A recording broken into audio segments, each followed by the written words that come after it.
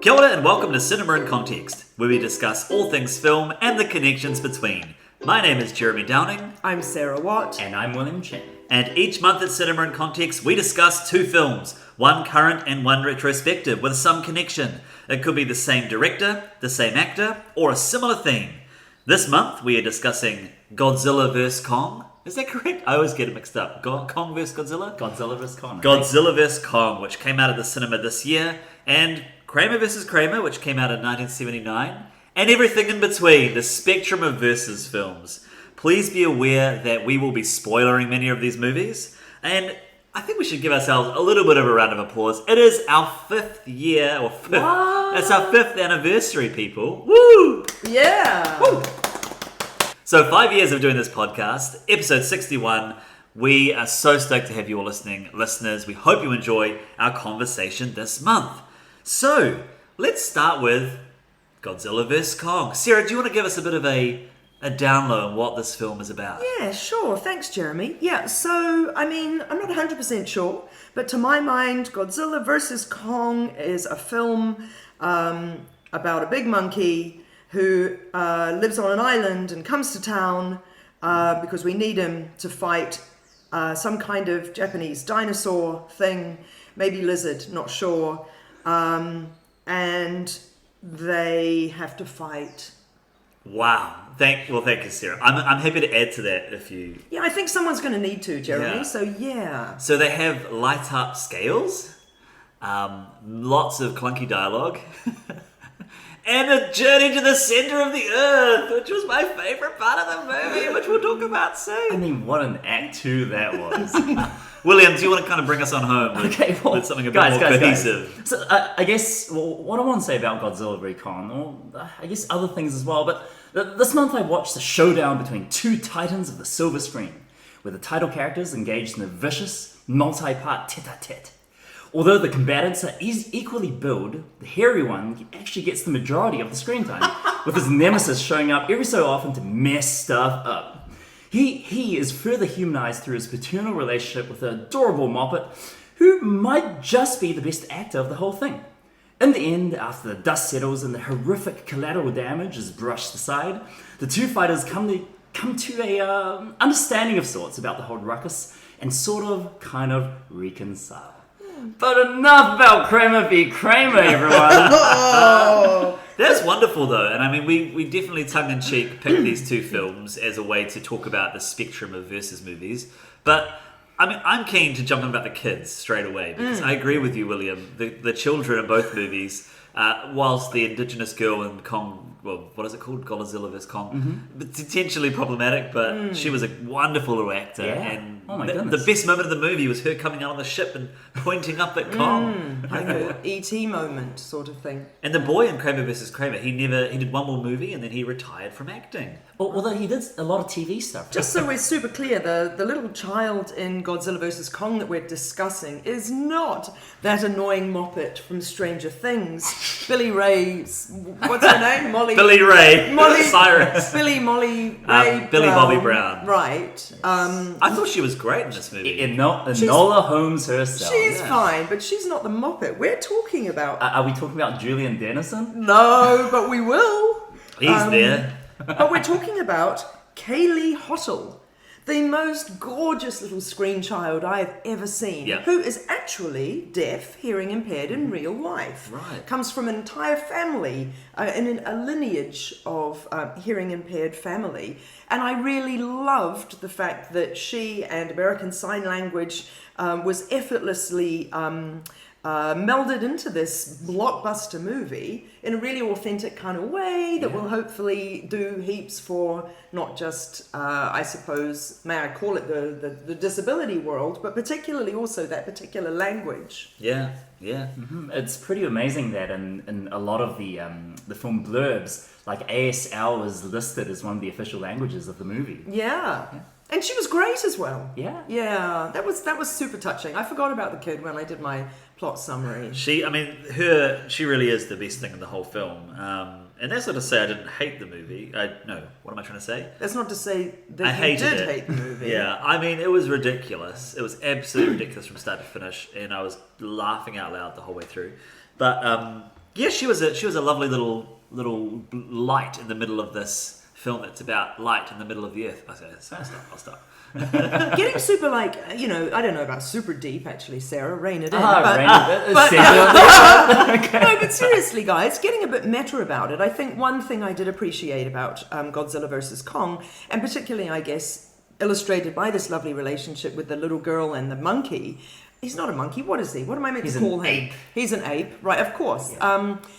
Is this whole idea that we need to understand the people we do not understand in order for there to be peace on Earth, which I just feel is increasingly important in today's world. This whole idea that, I hate you because I don't understand where you're coming from, and therefore there will be conflict and discord till the end of time. But no, Kaylee Hottle, or whatever her character's name is in the film, she teaches us no. Whoa. At the end of the film, Godzilla and Kong themselves, Yes. give each other a curt nod. It's like, I'm going my way, you go yours. Yes. And yeah, it's just this beautiful moment of coming together. Is it an agree to disagree kind of moment rather than a rapprochement? Can we I just love that scene where Godzilla has Kong trapped under his foot, and he's kind of screaming into his face like, I have you now. And kind of jumping ahead to another Versus movie, that is a shot-for-shot remake of the scene from Batman v Superman, where Superman does the same old thing. No, Batman does the same old thing to Superman. And it's equally ridiculous in both films. Nice connection! Is it the Martha moment? It is the Martha. Why did you say that name?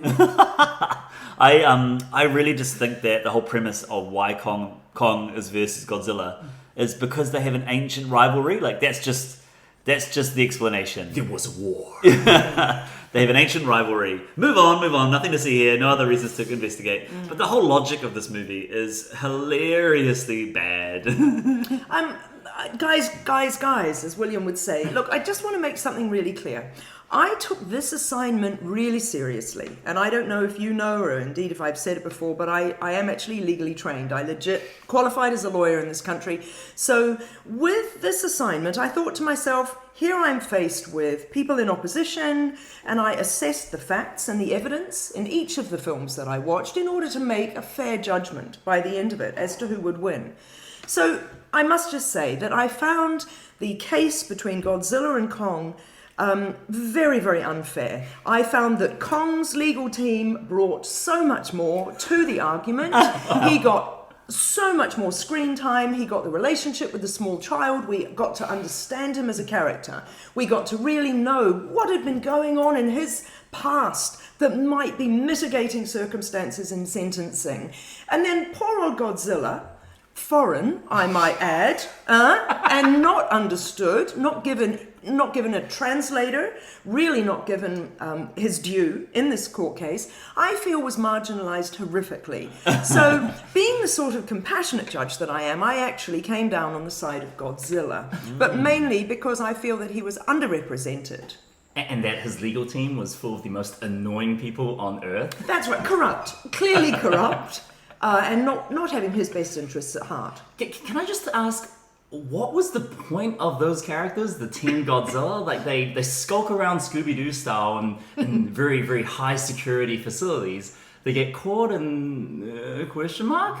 Yeah, there's clips. Yeah. Julian Dennison says things like, "Oh, guys, don't go in there," and that's his whole character. He just says, I'm worried about this. He's supposed to be the audience, right? He's supposed to be the voice of the audience in terms of like the cautious one that but it doesn't. Is that your interpretation, or have you read that? Because no, I'm just thinking, what's his purpose? I was why would he be there? He's there to be the voice of the audience. Because otherwise, I was going to say I feel sorry for him. I don't pity Julian Dennison, but I feel sorry for him if he just come and be in our blockbuster, and we'll just give you a slightly jokey role, but we'll underwrite your character. You know what I mean? He had no character. What about the fact that they just walk into that high security facility? They go into a lift. They just wander on in. They somehow get into that really probably what? This is a very, very loose. Well, it's loose, but this facility is clearly very well financed, and that's like. Surely security is the height of their concern.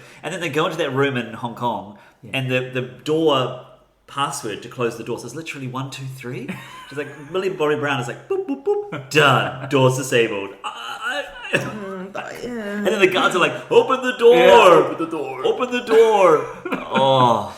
Well, I guess, okay, to kind of snap some good things about Godzilla v. Kong.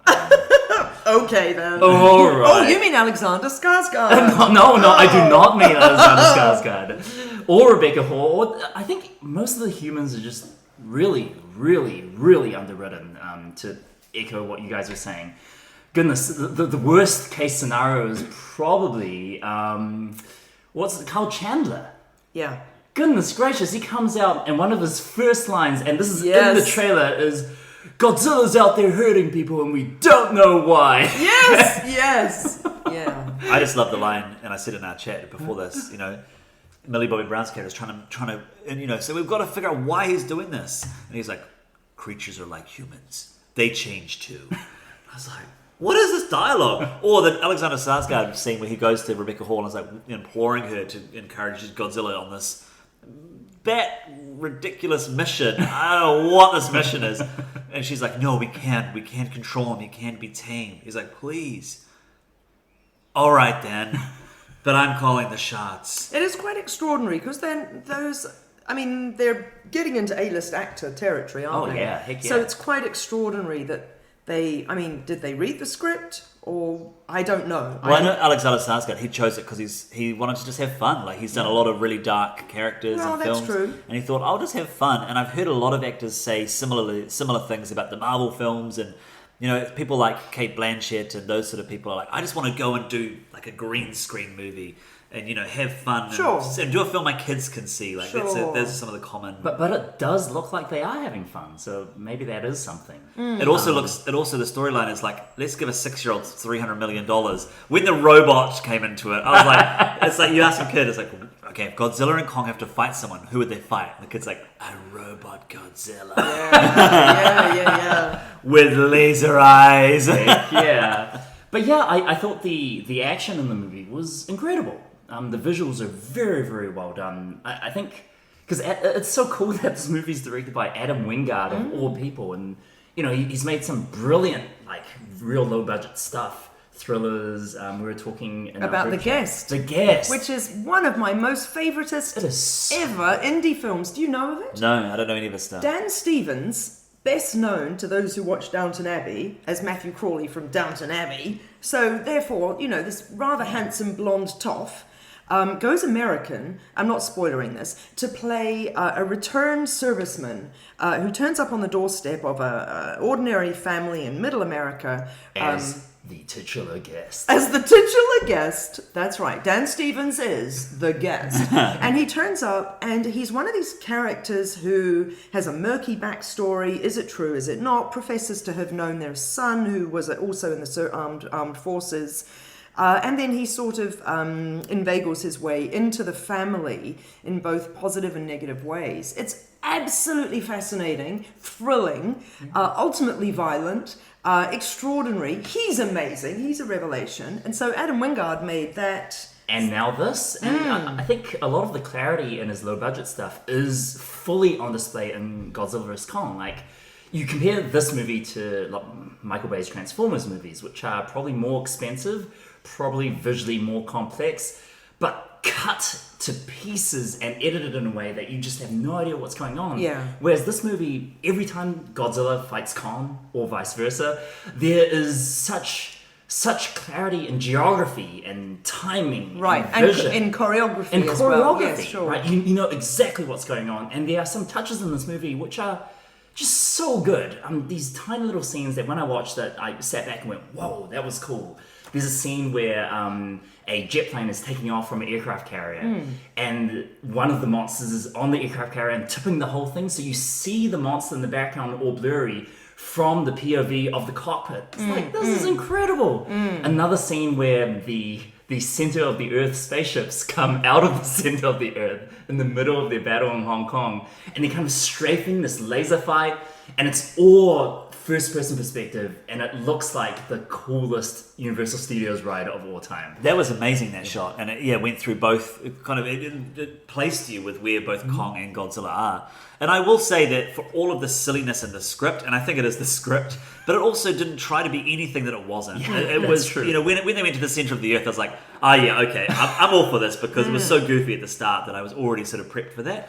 Part of me wishes that they just made the whole film or set the whole movie in the center of the earth. That would have been cool. It does what it says on the tin. Exactly, right? My one issue, William, I mean, I appreciate what you say about the bravura of that scene with the perspective on the aircraft carrier. Got to be honest with you, the thing that was bugging me throughout that scene is that the ships that were anywhere around the aircraft carrier, despite the fact that there's a socking grey ape like doing a seesaw on it and making, you would have thought, a whole lot of very dangerous waves. Everyone's in very calm waters, just sort of watching and going, oh, I say. Yeah. I think this is going to end in tears. And the fact that when both of them get on the aircraft carrier, it is still floating. Exactly. Yeah, So- or when the whole ship flips at one point and all the Yeah. characters are kind of just a bit wet and kind of get up. And that's the one thing about it that, to me, makes it unrealistic. What about when there's a big hole in the center of the earth that Godzilla has just That's kind of not blasted, unrealistic. and Kong climbs up in a relatively short time? I was like, that would have taken. Well, he falls, Yeah. and then gravity reverses, and he falls back up. I don't know. No, but when they're in the center of the earth, Yes. he literally has to climb up with the little axe, doesn't he? That's what he's doing. Well, he starts by falling, and then gravity reverses, and then he climbs up into Hong Kong. which would have right? taken years. Like, surely that would have taken years. That is thousands and thousands of kilometers. That's Yeah. the only other thing that makes this film completely unrealistic. Although, speaking of the center of the earth, I kind of love the fact that the whole point of that detour, which is like 40 minutes of the runtime, with all the recruiting Alexander Skarsgård, oh my god, the Demian Bichir character, who was awful, And his just daughter bad. was even His worse. daughter, what's her name, Aita Gonzalez, Yeah. who's just like, oh, I'm evil because of the big old monkey. And then, of course, what was that for? It was so Kong could get an axe. I thought it was to sit on a crown on a throne. Oh, that's so- why he's King Kong. He's on a throne. I didn't even think of that. Didn't you? Are you serious? Yeah, I actually didn't. Symbolism. That's what we call Oh that. my goodness. There's so many layers. Yeah. I was gonna say you just missed the layers. But, but like when Godzilla fires his atomic breath, if Kong didn't have that axe, he'd be completely pulverized. Yeah. And so 40 minutes so he wouldn't be one-shotted by Godzilla. It was so ridiculous. So guys, when you're talking about the center of the earth, I'm reminded of Alien versus Predator. Yeah. Because I believe a little bit of digging goes on there as well. A little bit of exploration by, Is there an by axe bad or people. something that cuts a face? There are ice picks. Yeah, ice pick. That's right. Because, totally took me by surprise, guys. But in the opening shot, there's a woman, and she is mountaineering, and I thought that won't be used later in the movie at all. But she was, and she's the heroine of Alien versus Predator. Now, guys, I thought about Alien versus Predator through my legal lens. And once again, I have to say, very heavily weighted towards the Predator team. The aliens are brought in like the Godzilla character, if you will. They're the ones that we're supposed to despise, not like. Again, the film ends with the two of them going, look, fine, you do you, I'll do me. Let's just agree to disagree. And they also go a little bit underground, don't they? Yeah. But that And film's stupid. Lance Henriksen's in it, which doesn't make any sense. It does. With It does. My husband came up with this. So I didn't realize this, but Alien, right, is set in the future from Alien versus Predator. So he dies. What's his name? Not Headland. Wayland. Mm-hmm. Wayland dies, and then Bishop. Is he a droid? What do we call Bishop? yeah, I'm not talking about Bishop though, because the human version of that character is in Alien 3. So the human of that is in Alien Clones. 3. Clones. But we were Yeah. thinking that Bishop, of course, had been sort of modelled on. But the that founder of the gag, company. Right. That gag was already done at Alien 3 because she tries to kill him and she thinks you're just a droid and he's like, I'm a human, and his ears kind of coming off and blood and yeah. So when Alien vs Predator came out with him in it, I was like, this makes no sense. Right. Have you guys seen AVP 2 Requiem? Are you serious? Because the end of that movie has a Asian-looking lady coming up, grabbing the new Predator tech, and in the final scene of the movie, one of her aides goes, "Here you go, Miss Yutani." Oh no! Smash. Is that at the cut end to of Alien vs Predator? Alien vs Predator 2. Oh, Requiem. okay. Yeah, I mean, the biggest tragedy about Alien vs Predator, I mean, that film is, if you look at it as a Predator movie, it's actually, like, I actually quite enjoyed it. It's fun. As an Alien film, it misses all the thematic beats. Yeah. And the biggest tragedy, and I said this again in our chat in preparation for this episode, is that Ridley Scott and James Cameron were planning to make a fifth Alien movie, and they didn't because of the studio going ahead with Alien vs Predator. And I'm like, no! I mean, of course, we got the Ridley Scott kind of surgence later on with Prometheus and Alien Covenant, which I loved Covenant. But what a tragedy. I just wanted to say that similarly in the end of Alien vs Predator, of course, the final girl, the woman who is the only person left standing by the end, has made an effort to understand Predator and to work with him, and therefore had her life saved as a result. And got the ice pick scar, right? That's right. Marks her. Yeah, a little sort of tea or So whatever. silly. It's kind of romantic. Yeah, I felt those vibes as well watching it. Like, yeah, something's going on between you. And he is ugly, can I just say? That's why he keeps the mask He's on. like way uglier than the alien. Imagine if that's like, it just reveals actually a remake of Beauty and the Beast. I actually sang that. There was we were sitting watching it, and I went, "Beauty and the Beast." I think one of the best versus movies does not have versus in the title, and that is Civil War. I think Captain America: Civil War, and the reason why I think it's one of the best representations of a versus story is because it actually avoids a lot of these tropes that we're talking about, which is you know, how do you have a story where neither of them can win because you don't want to ostracize any half of the audience that is rooting for the other one. Do you mean like Batman versus Superman? Right? You know, like who's going to win that? Right. Let's have a fourth act to find out. Yeah, and as you guys were saying with Godzilla, like introduce a third or a second antagonist at the very end for the two of them to team up, and hey, we're actually not so different after all. Yeah. Whereas with Civil War, it is an ideological battle that they're facing. You know, should superheroes be on a register? And I think that as a what am I trying to say? What sort of register? Do you mean like a sex offenders register? Yeah, exactly. Have you not seen the film? Well, yeah, but I mean they all blend into that's one. the heart of the movie, right? Is Oh. that they should have, after the events of, I think, Avengers Age of Ultron. And then the beginning of Civil War. Yeah, so there's events where they're causing hazard and harm to the public. And so Tony Stark and Captain America have differing ideas. So Tony Stark's like, yeah, we should have a register. We should be, that sounds great, so we can be kept accountable, the superheroes. And Captain America is like, well, I know what that turns into with World War II, because he went through World War II, in terms of, having people on a list and policing them. So that as a heart of a versus story is far more compelling and complex. And at the end of the day, they do agree to disagree, but it's not through this third party that's coming into it. There is a third party, but he doesn't really get come to play at the end. Like, it is about the two main characters of the quote unquote Civil War. Yeah. Can I hit upon that? We have a whole list, listeners, of versus films. And facetiously, we chose one of Taika Waititi's early films, Eagle versus Shark. Now, I don't think that you can do a legal judgment on them, but I am interested in, for example, Freddy versus Jason. So seriously, I did not watch it. I'm not interested. To me, Freddy Krueger is hands down, knives down, the most frightening horror anti-hero of all time, and I have no time for Jason whatsoever. I think he's a fool. However, I'm assuming at least one of Jason you's wouldn't seen like it. that. Well, I don't care. But can you tell me who wins in that one?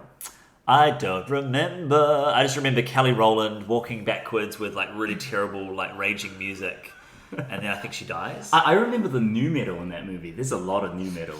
Yeah, Okay, it's not a good film.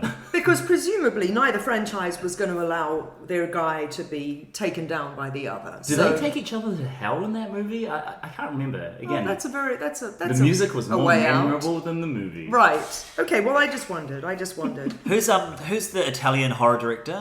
Dario Argento. It reminded me of his work because he has a lot of the raging. What sort of music did you call it, William? New metal. New metal. I don't know. New. Oh, right. So there's a lot of that in his films Yes. that really distracts from the moment. I've never seen an Argento film that I've really properly connected with. I think Opera is one of the ones I saw, and I went to see Suspiria at the Civic many years ago. They did the fantastic special screening of Suspiria with the band Goblin, who did the original kind of new metal score for that film. And so they were playing live, they were visiting, obviously pre-pandemic days, guys, if you can cast your mind back that far. And that was sensational. And everybody in the audience who was a massive Suspiria fan and a massive Argento fan and a massive Goblin fan actually had the best time. So that's a thing. wow, Nice. Cool. Yeah, well, I feel like it's definitely an area of my watching that I need to investigate further. But it did remind me of Freddy versus Jason, Freddy versus Krueger, Krueger versus No, Freddy. Freddy versus Jason. Yeah, Freddy versus. What about Larry Flynt versus the? Is it? No, it's the United States versus Larry Flynt. oh. I really no. Is it the people versus Larry people Flynt? versus or Larry is it the people versus O.J. Simpson? No. Anyway, I think it is. It's the people versus Larry Flynt. I so badly wanted to revisit that for this podcast. Milos Forman. It is Milos Yeah. Forman and Woody Harrelson and Courtney Love. And I didn't yet revisit it, but I can tell you categorically that I suspect that the United States of America, i.e. the people, won. Yeah. By the way, guys, just to let you know, a little bit of legal trivia here. In the British and therefore the New Zealand justice system, the way that we talk about criminal cases is it's always R, capital R for Regina, who is the Crown. V, little v. We don't do an S in this country and in Britain. It's just a little v, and then Downing, for example. So R.V. Downing is the case of the Crown against Downing, Wow. right? So we'd never say versus. We would never do that, and there's no little S there either. And interestingly, or not, but I've started, so I'll finish. We don't even say R.V. Downing. We say R and Downing. Who knows why? But the British way of doing it is when you're talking about that little V, which obviously signifies versus, you say and. So I've been reading this list as Kong and Godzilla, monsters and aliens, Kramer and Kramer, because my long ago legal training suggested that was the case. Anyway, in America, yeah, you have the people. So you have the people versus, and the people versus O.J. Simpson, even though we didn't talk about it for this podcast, or we didn't watch it for this podcast, is the best television of recent years. I think we can all agree, and if we don't agree, we can't be taken seriously. I think as well, like that's, and I think it's such a good example of where Ryan Murphy is at his best, which is directing, casting, really having his finger on the pop cultural pulse. And I'm always frustrated when I watch some of his original written content because the structure of his stories don't live up to the shebang, the whiz pop, the excitement. Like I tried watching Ratchet last year, and I kind of gave up after episode 2 or 3 because interesting, yeah. the characters start to not make much sense. Yep. Whereas OJ versus, or People, whatever it is, American Crime Story, Yes. And also the Versace one, yeah, the which Versace is one's absolutely extraordinary. fantastic. It's how do we present a version of this truth in a way that's compelling and speaks to a modern day issue. And I agree with you, Sarah. Those 2 seasons, and I'm really looking forward to the Monica Lewinsky recasting, reframing of that narrative, because I think it does need to be reframed. What was the podcast you were referring to before we started recording? You're Wrong About. You're it's Wrong really About. cute how podcasts reference other podcasts, but let's assume that most of the people listening to us are familiar with this wonderful American podcast called You're Wrong About, where the 2 presenters take turns each week. Each week! Can you imagine? And they've got day jobs. They're journalists and investigators. But they take turns each week discussing a topic, and one will do all the reading and learning up about the topic and then sort of teach the other about it. And so, yeah, one of the podcasts they've done is about the Monica Lewinsky situation, looking at it from a pop cultural and a sociological point of view, and the way that somebody can be taken down by the media, by politics, particularly Ken Starr's team back in the day, blah, blah, blah, blah, blah. But really what the podcast does so beautifully is contextualize things. Because then we realize that actually so much of what we consume and what we take as understanding of the world is through the media, which, as we know, is a particular type of lens and a massive bias. So yeah, you're wrong about, highly recommended. It will blow your mind. They talk about everything. I think just to link it to Kramer versus Kramer, I mean, Monica Lewinsky is a really great example of how hard the public and people came against one side of that argument. You know, whilst Bill Clinton was dragged through the media, she really was dragged through the media. Yes. Whereas I think with Kramer versus Kramer, they do a really good job, even though you're right, William, Dustin Hoffman gets most of the screen time. A little bit of screen time as well. Yes, true. But I think Meryl Streep's character is quite sympathetic. I didn't feel, you know, like even back in the day, I don't know what the reaction would be to a mother leaving her son. It's the late 70s, they're probably a bit more, what am I trying to say? Empathetic to that scenario than perhaps in the 50s. But yeah, they do a really good job of balancing the argument. Yeah, I don't feel like there's one villain, you know, even though she is kind of the villain. Well, she's villainized, maybe, probably, because you're right, particularly nowadays, maybe since forever, if a mother decides that she needs to leave a marriage and leave a family for her own reason, she is absolutely villainized to this day in a way that fathers aren't.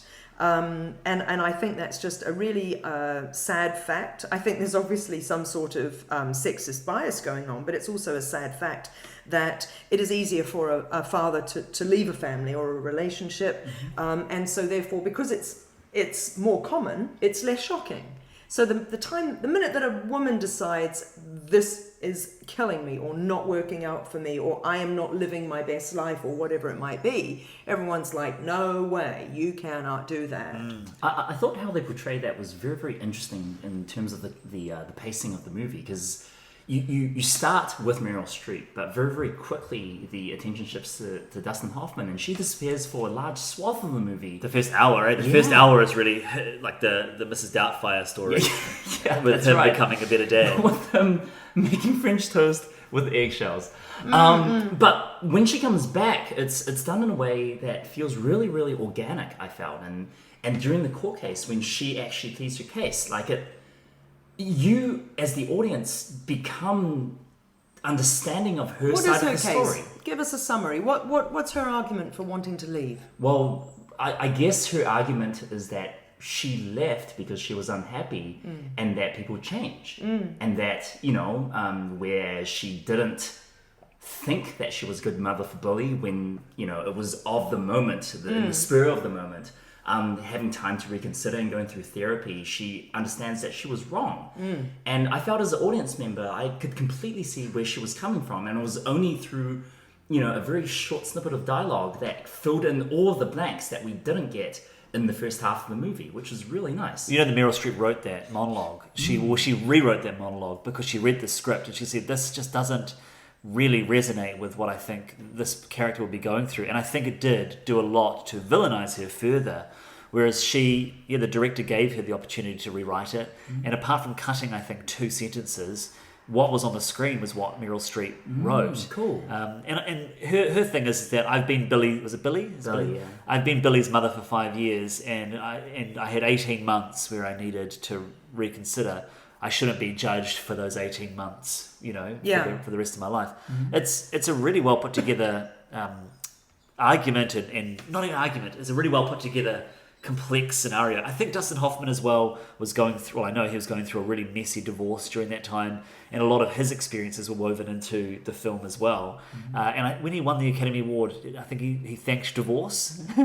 Right. He thanked divorce because of the richness of what he was able to bring to that role, because of the really tough journey that he was going on as well. The film was written and directed by Robert Benton, who you pretty much never hear of before or since, but he won the Oscars He won the directing and writing Oscar for the film. Dustin won. Did Meryl win as well? Yep, Best Supporting. Yeah. And he won Best Actor. And then Best Supporting. the kid, isn't he the youngest person ever to be nominated for an Oscar? I thought that was Tatum O'Neal. I think maybe Best Supporting Actor. Okay. He's 8 years old. He was Right. nominated as an 8-year-old. Right. It's a really good film. It was the highest grossing film of 1979. That's incredible. Considering my two favourite films came out that year, with Alien and Apocalypse Now. And Apocalypse Now, I know did very well. So Kramer versus Kramer really must have hit a nerve with where society was at, where culture was at. Yeah. I guess changing gender roles. The father. Part of the tension of that movie is that the dad really, this was interesting to me as well from a today's lens. The dad really puts his son first. He has to leave. He can't stay for the office party because he's got to go pick up his boy. Things now that we're like, oh yeah, like it's not even a big deal. But the narrative there is that he ends up losing his job because he's putting his family first, which is, What a really progressive film for 1979. Although I guess you can argue the 70s were progressive, and that's the point. And that's why Apocalypse Now will have struck a chord as well, because the film was not, as you know, I mean, we can do a whole bloody podcast on Apocalypse Now, but it was a hellish shoot, and it was a hellish inception, and it was a hellish everything. But it's also a war movie, and so that will have been a bit zeitgeisty as well. That's really interesting, though, that Kramer versus Kramer took off. It reminds me of like the last year's Marriage Story, in a way. I think it was even bigger than that. For it to be the biggest film of the year, it was way like bigger, Home Alone, or like what are Yes. some of those big And movies? Marriage Story generally feels like a spiritual successor to Kramer vs. Kramer, right? Yes. That's what it felt like to me when watching it. Yeah. Yeah. And it's very, and again, Marriage Story, I thought was fair. I thought that it painted two reasonable people in a reasonable way. You didn't villainize one or the other for the sake of the audience, and it actually made us have to sort of think about, not even in terms of allegiance. I don't even think it was trying to make us say, well, are you going for Adam Driver or are you going for Scarlett Johansson? It was really just a bit eye-opening, I suppose, to not take sides.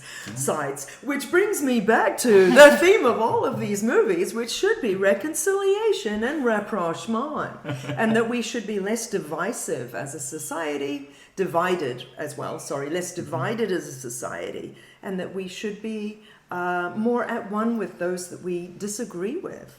Because, I mean, I definitely agree with that, especially in the light of Kramer vs. Kramer. Like, by the end of the movie, the real antagonists are maybe the lawyers, arguably, but the legal system, right? It's about how something that was, again, a situation that was very complex and that both parties have a stake in but aren't antagonistic towards each other about is suddenly blown out of proportion because of the personal attacks and because of all of that stuff that the lawyers are doing to quote unquote win. Yes. And because of that, it tears down these wars of civility and allows both parties to really go at it and Are to you saying hurt people. That's what Kramer versus Kramer? Yes. And it's interesting you say that, because I hadn't revisited Kramer versus Kramer for this, and I apologise. But Marriage Story is interesting because you do get to see the lawyers saying, well, we need to find things that we can go at him with. And Scarlett Johansson's like, well, I don't need to do that. We had an agreement. It's all very agreeable, and I want to keep it civil. Yeah. And the lawyers are like, we're going to need some stuff here. So you're going to have to find things that we can bring up that will make your case stronger. So actually the legal system is hugely to blame for creating antagonism between the parties sometimes, isn't it? As much as it's designed, in inverted commas, to smooth the path. Yeah, to resolve. That's right. It makes me think of Before Midnight. Is that the third Yes. Before Yeah. movie? And the argument, their whole film is an argument. Oh, it's a wonderfully woven is. together. And I think I've said this on a podcast before, but I went with my friends who were getting married, and they were talking to me about the marriage counselling, pre-marriage counselling that they were going on soon. And we got to the end of that movie, and I just sort of turned to them and said, well, how was your first session, But that's another great film where a marital argument is depicted. And you get to the end of the movie, and you really think this is, well, spoilers for Before Midnight. You get to the end, and you're like, this is the end of their relationship. Yeah. And there's a wonderful Inception ending where the spinning top of their relationship is, will it drop or will it stay? And it's a great ending. And it'd be interesting to see whether they make a fourth one. It must be coming up relatively that's soon. That's an interesting every point. 9 years? They make every 9 years. Before Midnight was so devastating after the first two. See, the second one, Before Sunset, was the one that made me go, oh, That's so wonderful. romantic, Yeah, so that's a wonderful amazing, movie. so brilliant. And then in a way, I think I was kind of, because in those days I was still single. In fact, I think when I saw Before Sunset, the second film, I was coming to the end of a really bad relationship. So watching something really good on screen was quite painful because I was like, I was kind of wistful, but I was like, wow, this really shows me the relationship that, as it turned out, I was about to leave is really wrong. But then in a horrible Schadenfreudian way, there was something reassuring about the third film, Before Midnight, because I was like, oh, not so happy after all. Ha ha. So maybe it wasn't the right decision, da-da-da. So it will be interesting to see what would happen in a fourth. I hope they keep making them because I love the three of them and what they've done with those movies. Yes. And to see that relationship grow with the actors and with Richard Linklater is really exciting. And the three of them, that's their baby now, isn't it? And it's some of the most truthful writing you ever see on screen because three of them co-constructed those scripts. If they made another six, if they made another 3 decades more, those are some of the stories that we don't get to see. Yes, that's we right. don't get to see those older stories. Yeah. Do you mean the length of a relationship? Older relationships. Yeah, older Yes, that's relationships. right. And ones that have been going for longer and have had their ups and downs. You're right, because most rom-coms end with the montage and the wedding and the confetti and then the pregnant person.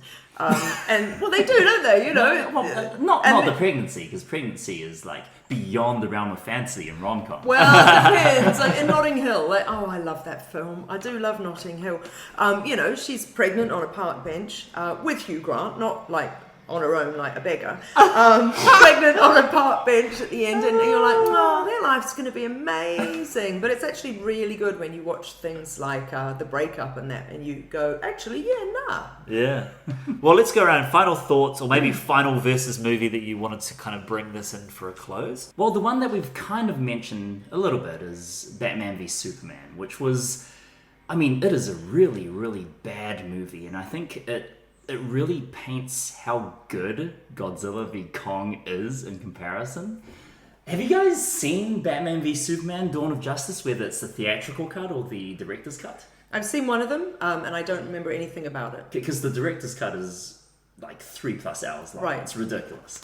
And the theatrical cut is just, it's so hell-bent on having these two titanic forces, these huge pop cultural icons, really go at it, that it spends about 2 hours of its 2 hour 40, 2 hour 50 runtime just having a boring build-up, and the final fight is so underwhelming. And of course, it's resolved the moment it begins, right? Because other things happen, and there's a third baddie and all that stuff. Whereas Godzilla v Kong, all its faults and all of that accepted, it shows you and it gives you what it wants to show you, right? You came here for the monsters, here's some monsters. The human stuff is really annoying, and it's not funny, and it's just really... not clever. It's not clever, it's really poorly written. But you're not really there for the humans, right? I think in a lot of this really reflects a lot of the Godzilla movies, the Toho or the American ones, where so much of the time the human stories are just there for space filler because special effects are expensive. Yeah. And so when you have the human scenes, you're kind of like, oh, okay, fine, it's not that bad, and okay. 10 minutes later, here comes another monster scene. Here comes Kong using a jet as a ninja star. Here comes them doing like tag team wrestling moves against a giant robot. And in Hong Kong, all lit up beautifully. That was amazing. Which is amazing. And then they smash it to bits. I was horrified. And then the city would not even turn off its power grid when those two giant kaiju are just leveling it. There's also this amazing shot when Mechagodzilla first appears, and there's all these, dawn has broken over the world, and there's a shot of these Hong Kong citizens running for their lives, and it's like, these guys have been fighting for hours, and there's still people in the streets filming Why? It. I saw that, and that is the third thing that makes the film totally unrealistic. I also didn't know why they didn't just blow up that whole facility if all it took was pouring some coke over or alcohol over the thing. Like, why not just blow the whole thing up and then it'll stop that Mecha Godzilla? The worst payoff. Also, I love that I kind of love that Mecha Godzilla is actually the villain King Ghidorah from the previous movie, what's called Godzilla King of Monsters, and his head has somehow cyclically ingrained itself into a robot body, taken over from the controller and zapping him with all the special effects budget of Return of the Jedi circa 1983. Oh my gosh! So he's a giant replica of Godzilla built by evil billionaires that's been controlled by a psychic three-headed dragon. That is... so yeah, well, I'm glad you had a good time, William. I actually did. Plus, I know. The watching big monsters fighting on a big screen, that felt special in the time of pandemic. Yeah. And interesting, you talk about the human stuff as being filler. The director, who is, what's his name again? Adam Wingard. Adam Wingard, he said, this film's under 2 hours long. People have said to me, why not make it 3 hours? All these big blockbusters. He said, yeah, but if I made an extra hour, it would just be an extra hour of people talking about monsters. And I think people think when it's 3 hours, it's going to be more monster time. It wouldn't be that. Yeah. But yeah. I want to add one more thing, and this is kind of a shout out to Shin Godzilla, which is that is a movie that doesn't have a lot of monster, but it makes people talking about monsters interesting. And that is why that movie is really, really good. Nice. Well, I would have mentioned Ford versus Ferrari, but we don't have time to talk about Christian Bale. And But what about Tracy Letts? we don't have time for any of them. I would just say if you care about whether Ford is better than Ferrari, you should just watch the amazing Netflix show Formula One Drive to Survive. We've watched all 3 seasons, and it is staggeringly enjoyable and informative. I would just do a quick shout out to a film that only I have seen so far. It's coming out shortly, and it's the United States versus Billie Holiday. Heck, we could do a whole podcast on that film, I guess. Anyway, I would say, unfortunately, in that instance, the United States government wins. But my goodness, in terms of not pop cultural, but in terms of jazz icon legendary, that Billie Holiday, she's a star. Excellent. And my film to add, which we have not talked about, is Scott Pilgrim versus the World. Nice. A fantastic film by Edgar Wright, and also a comic book adaptation. So it's within the realm of the films that we've been talking about. I haven't actually gone back and rewatched it in a number of years. So it's the 10th anniversary this year. Wow. Yeah. That opening sequence with the band playing is still one of my favorite openings of a film. I'm going to rewatch that. It's brilliant. I love Mary Elizabeth Winstead. I think Michael Cera's brilliant. And there's a whole raft of actors and comedians in that movie that were about to be super famous. Yeah, take off. And so it's definitely worth a revisit. And I think just the idea of destroying somebody and them exploding into coins and then picking the coins up is such a wonderful computer game trope that I always find really fun and exciting. So yeah, that would be my addition to the mix. On a whole, though, I haven't found versus movies that enjoyable. It's not necessarily something that I go, oh, this is going to be a riveting and challenging watch that's going to really opened my eyes to the dynamics of human interaction. One riveting, challenging watch that will open your eyes to the dynamics of human interaction, which we purposely have avoided for this podcast, of course, is the TV documentary Alan versus Farrow. So that's a whole different ballgame. No judgment on that one yet. Well, there is, but it's not for this podcast. Does the documentary start with basically Alan and Farrow eliminating their rivals one by one before meeting in the middle? Not quite. Yeah, true. So I guess that this versus trope is used in a number of different ways, and that one there is very, very much a pertinent and challenging topic. Yeah. So yeah.